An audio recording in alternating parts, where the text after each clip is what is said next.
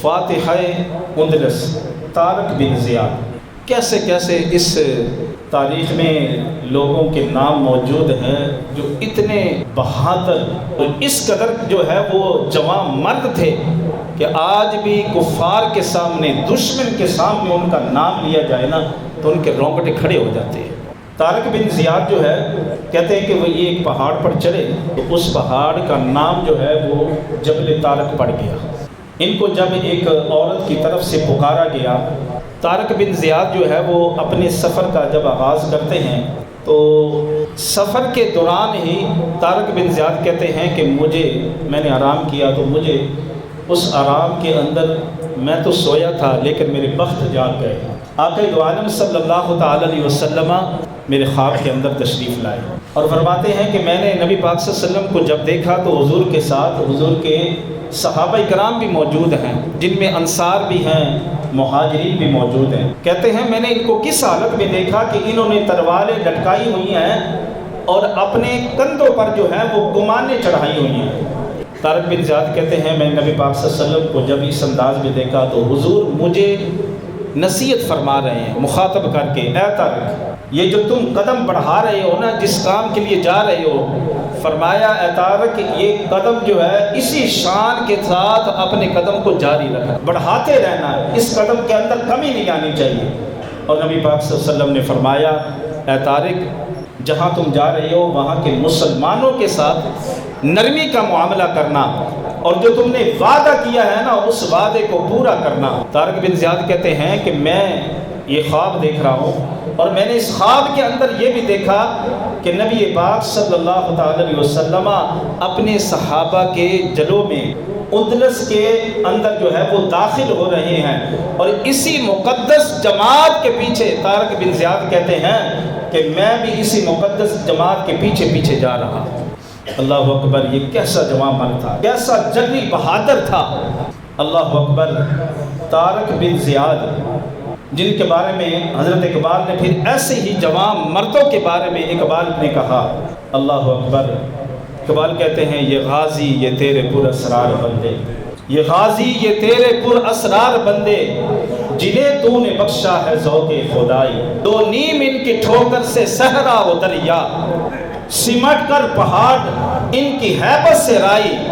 دو عالم سے کرتی ہے بیگانہ دل کو، عجب چیز ہے لذت آشنائی،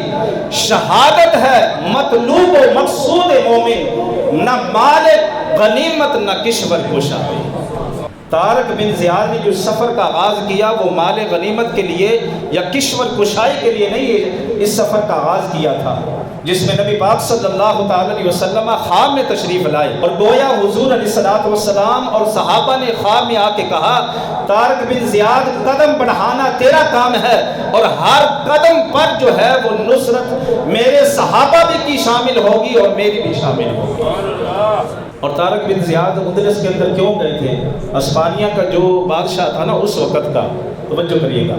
اس نے اپنے ہی گورنر کی بیٹی کو تعلیم و تربیت کے لیے اپنے ہی علاقے میں بلایا، اور اصل مقصد کچھ اور تھا کہ جب اس بیٹی کو، اس بچی کو بلا کے جو ہے اس کی عصمت دری کی گئی، اس کی عزت کو لوٹا، تو جب اس بچی کی عزت کو لوٹا گیا تو اس نے مسلمانوں کو پکارا اور طارق بن زیاد کو پکارا، کہا کہ میری عزت کو لوٹا جا رہا ہے، آؤ مسلمانوں اس پر حملہ کر دو۔ اب طارق بن زیاد جو ہے اس سے قبل کے کوئی قدم بڑھا تھا، آپ نے ایک چھوٹے سے جملے کے اندر حکم فرمایا اپنے لشکر والوں کو، سمندری راستہ تھا، جب سمندری راستہ طے کر لیا نا تو جہازوں کے ذریعے جو بیڑے تھے اور جو کشتیاں تھیں،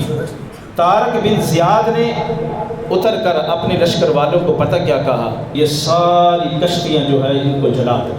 ان کو جلا دو تاکہ واپسی جانے کا جو راستہ ہے وہ سارا کا سارا بند۔ اب لشکر والوں نے آپ کے حکم پر عمل کرتے ہوئے کشتیاں جلا دی، لیکن اب لشکر والوں نے جو باتیں کی ہیں نا، اقبال نے اسے فارسی میں نقل کیا، میں اس کا ترجمہ آپ کے سامنے پیش کرتا ہوں، تاریخ سنا کریں۔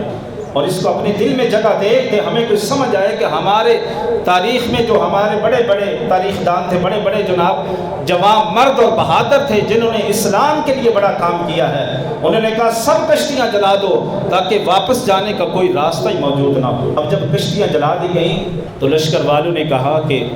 اے ہمارے سالار، اے سپہ سالار، یہ آپ نے کیا کام کیا ہے کہ آپ نے کشتیوں کو ہی جلا دیا ہے،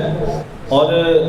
یہی کشتیاں جو آپ نے عمل کیا نا، یہ جو فعل کیا ہے، یہ عقل اور شعور کے مطابق نہیں ہے، یہ تو غلطی ہے سراسر کھلی۔ اور پھر انہوں نے دوسری بات یہ کی، لشکر والوں نے کہا کہ ہمارے سپہ سالار، بات یہ ہے کہ ہم اپنے دیش سے اتنی دور آ چکے ہیں اور ہم اپنی سرزمین سے اتنے دور ہیں کہ ہم واپس کیسے جائیں گے؟ اور کہتے ہیں کہ شریعت میں کہا ہے کہ اسباب کو ہی ترک کر دیا جائے۔ شریعت میں یہ جو اسباب تھا ہمارا واپس جانے کا، آپ نے اس کو ہی ترک کر دیا ہے، اس کو ہی جلا دیا ہے۔ شریعت کے اندر یہ کہاں لکھا ہے کہ جو اسباب آپ کے لیے مہیا کیے جا رہے ہیں ان کو ہی ختم کر دو؟ اب ذرا توجہ کرنا کہ طارق بن زیاد جیسا جوان مرد بہادر نے کیا جواب دیا۔ آپ نے مسکراتے ہوئے پتہ کیا کیا، اپنی تلوار کے قبضے پر ہاتھ رکھا، ادھر مسکرائے اور ادھر تلوار کے قبضے پر ہاتھ رکھا اور کہا اے میرے فوجیوں، اے میرے لشکریوں، سنو میرا جواب۔ ایک جملے کے اندر آپ نے جواب دیا، آپ نے فرمایا ہر ملک جو ہے ہمارا ملک ہے، ہر ملک میں ہماری ہی ملکیت ہوگی۔ کیوں؟ اس لیے کہ ہر ملک جو ہے میرے رب کائنات کا ملک ہے۔ ہم جہاں بھی جائیں گے اپنے رب کے دے ہوئی بادشاہی جو ہمیں رب عطا فرمائے گا، ہم جس جگہ چاہیں گے جا کے بادشاہیاں کریں گے۔ جب کوئی اس انداز سے داخل ہوتا ہے نا کہ واپس جانے کے راستے بھی سارے بند کر دیے جاتے ہیں، جب اللہ کی ذات پر یقین ہوتا ہے تو پھر رب قدم قدم پر کامیابیاں عطا فرمائے۔ یہ ہے طارق بن زیاد۔